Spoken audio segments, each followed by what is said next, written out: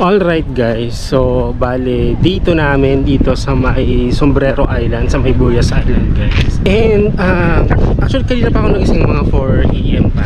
Pero yun nga, hinihintay ko lang yung sunrise. Pero wala yatang sunrise kasi medyo maulap medyo maulap kagabi. Okay naman yung panahon, maganda naman. Nga lang talagang ramdam mo yung mahangin siya. Kahapon hindi ako masyadong pagpalipad ng drone na mataas kasi nga mayroong strong wind warning.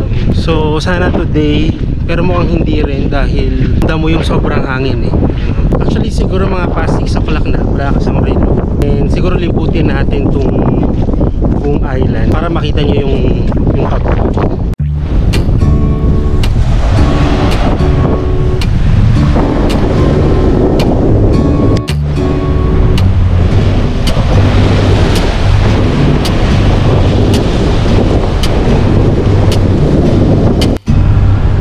Ang ganda ng sunrise.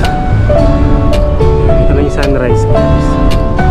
Hello guys, nito sana nung sunrise kanina yan. Kaya lang, yan natakpan na siya kanina may magandang view siya. Kinuha ko nga yung phone ko. Kaso, yan, biglang nagtago naman siya. Mamaya sana magpakita ulit yung sunrise. Tapos sa side na to guys, kung titignan mo, makakuan siya medyo still yung tubig, medyo payapa yung tubig dito. Nga lang sa part kasi na to medyo mabato Actually kahit naman dun sa isang side na pino yung buhangin, mabato yung gilid niya.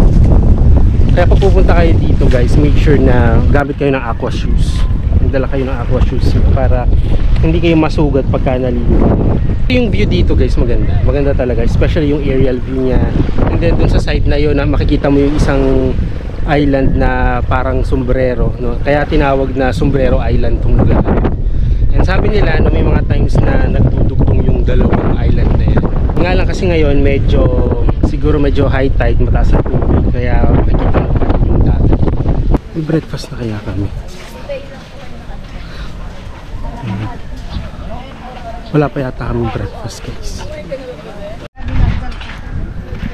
Oh guys, ang daming ibon.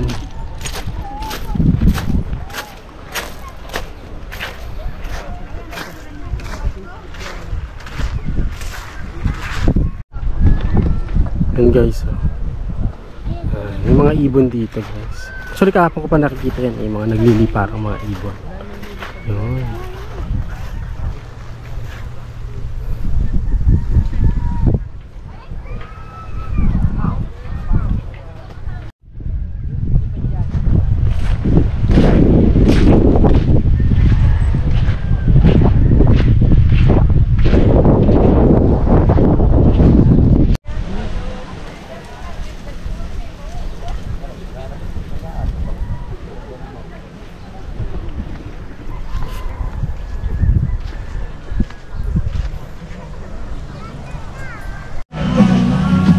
Ayan guys, prepare na po kami ng breakfast. Ayan, yung aming coordinator. Hello po. Ayan guys, prepare na nila yung table namin. At mga nakaabang na kami dito. gutom na kami. Ay.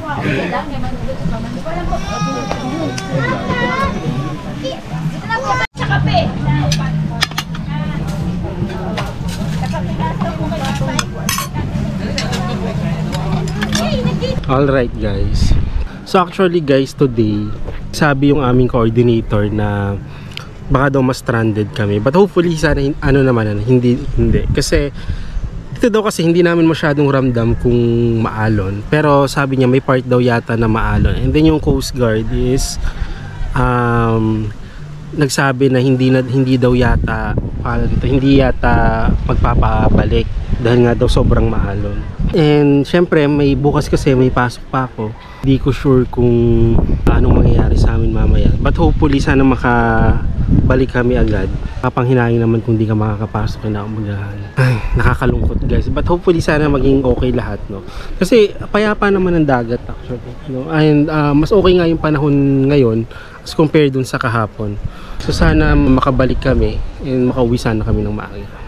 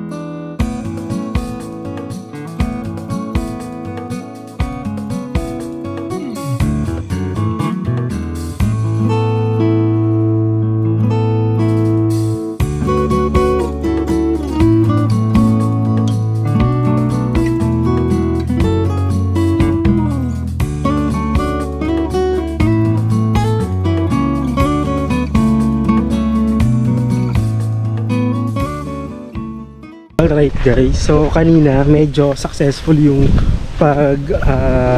pagpapalipad ko ng drone. So nakaabot hanggang dun sa kabila.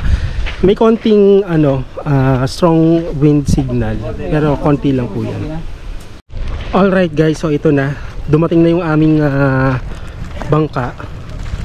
And sa wakas no, paalis na rin kami. Sa sakto naman, na 9 o'clock no, papunta kami ng Dapa ngayon. In afternoon sa may Alibihaban na floating cottage.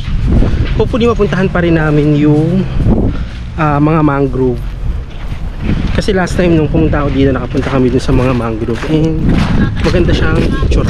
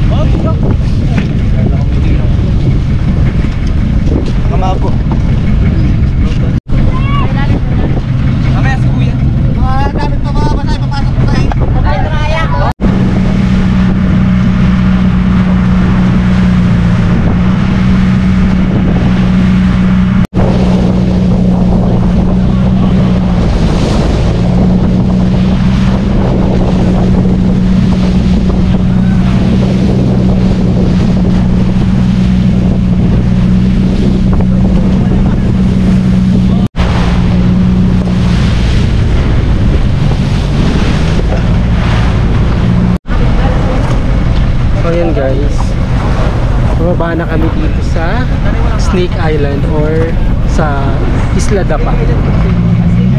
Alright guys, so ayan, bababa na po.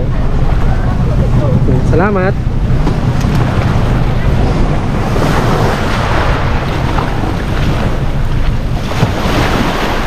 Puntahan natin yung mga kuweba-kuweba dito. Diyan guys sa part na yung mga kuweba-kuweba.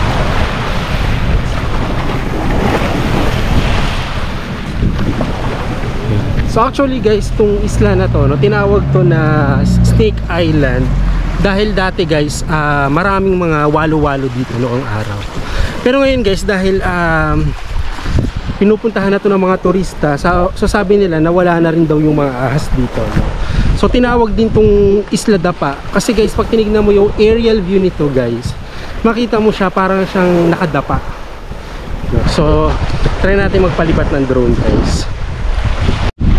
Alright guys, so kanina merong nakita na patay na walo-walo doon. Wait lang. So try natin umakyat guys. Check natin kung makakaakyat tayo. Ayan. And guys, no, itong Dapa, kilala to dun sa mga matutulis na rock formations. Yan. Kung titignan mo yung mga, pag pupunta ka dito guys, pag titignan mo yung mga bato niya, kailangan talaga may magsuot ka ng mga proper shoes, no, mga aqua shoes or mga sandals na pwede sa mga ganitong klaseng rock formations. Kung titignan mo siya guys, yan.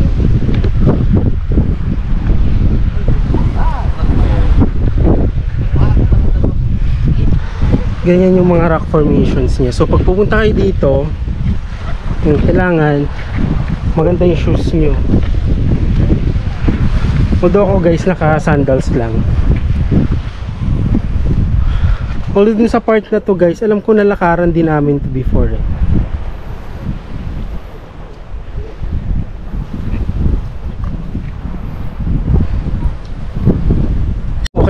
Okay guys, try natin naman puntahan yung mga kuweba-kuweba dun guys. dito tayo sa hindi lang ako makapunta doon kasi hindi ako sure, wala akong kasama, no? Tapos niya ata ito mga kasama. Wait lang. Puntahan natin yung kuweba.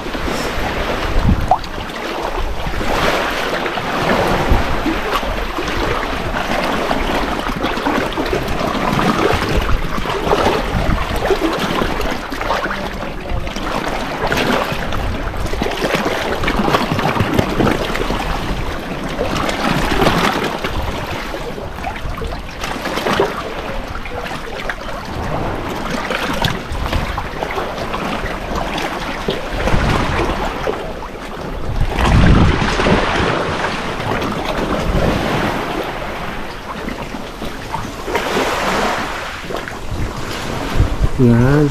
Parang ganda magka-picture dito. Okay guys, dito pala sa Dapa, no? Tanaw na tanaw mo yung sa may Sombrero Island dito, guys. Yan. Matatanaw mo dyan sa part na yan. Ako kung kita dito, no? Masa tanaw siya.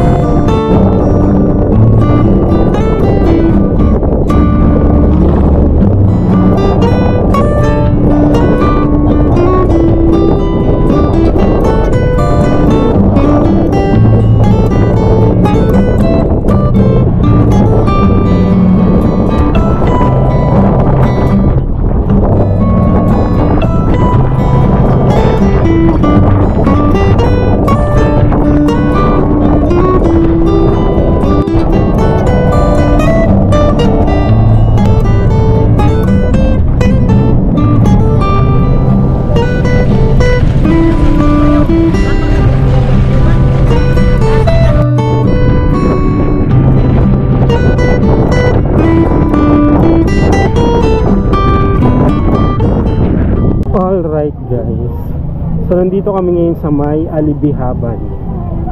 So expected namin may floating cottages, kaya parang wala yata. Hindi yata, or parang nakikipag-negotiate na yung coordinator namin.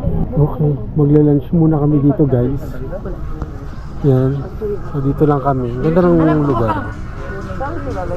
Parang ka nasa probinsya. Malaki. Sa tindahan. May cook shop. Tabi mo ako. Yung malamig, tabi mo.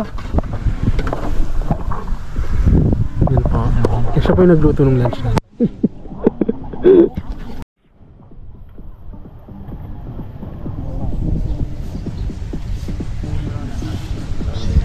Magla-lunch na po kami. Hi vlog.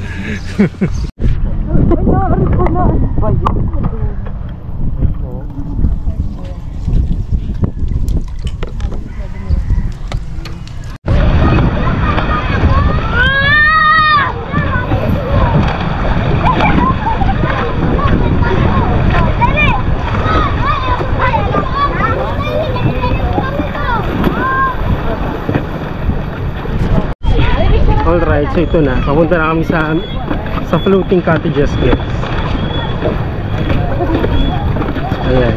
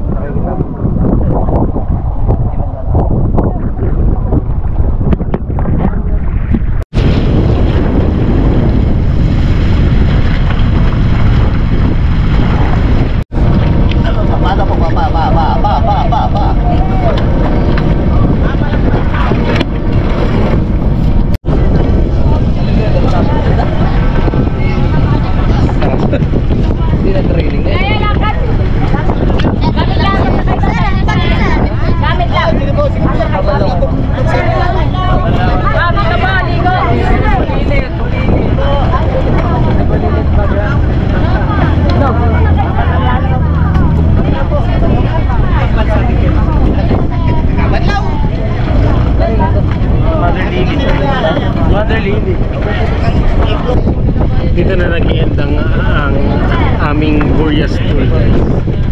Pauwi na kami, maghanap muna kami na maliliguan at ready to go na papunta ng Manila. So, thank you guys for watching and bye-bye!